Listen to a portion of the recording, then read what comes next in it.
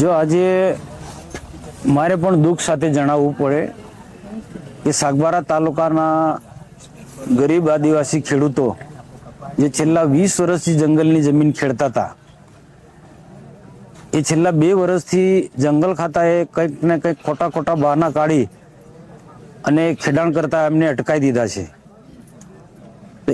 એના વિરુદ્ધમાં આ સાગબારા તાલુકાના લોકોએ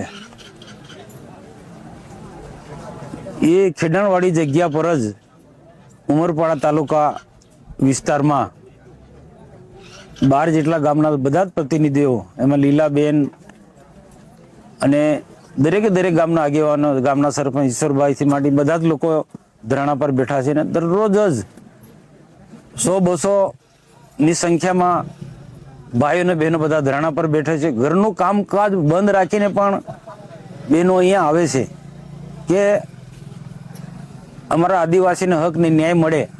જે 20 વર્ષથી જંગલની જમીન ખેડતા હતા એ જમીન અમે પાછા ખેડાણ કરતા ચાલુ કરી દઈએ, એ આશય અહીંયા ધરણા પર બેઠે છે.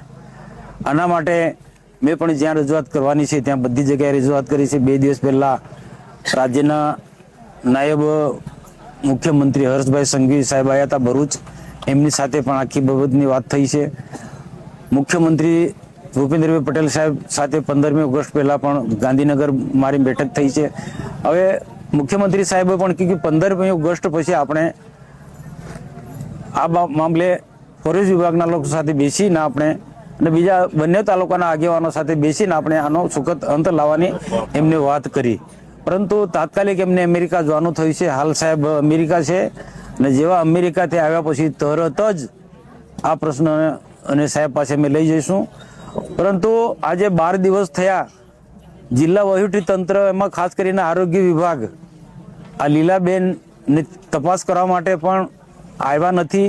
આ બહુ દુઃખદ બાબત છે, ચિંતાજનક બાબત છે કે આદિવાસીનું શું છે, જંગલના પેલા પશુઓ જે છે એવું એ રીતના સમજે છે. મને લાગે છે ત્યાં સુધી ખરેખર જિલ્લા વહીવટી તંત્રને આની થોડી ચિંતા હોત તો તરત જ અહીંયા તમે દિલ્હીમાં તમે જો પેલા બધા બેઠા હતા કે આખા કેવા આરોગ્યના બધા કાફલા બધા તૂટી પડ્યા હતા એમને, તો અહીંયા આદિવાસી જંગલમાં અહીંયા બેઠા છે ને, પોતાની વર્ષોની જમીન ખેડતા હતા એ જગ્યામાં બેઠા છે.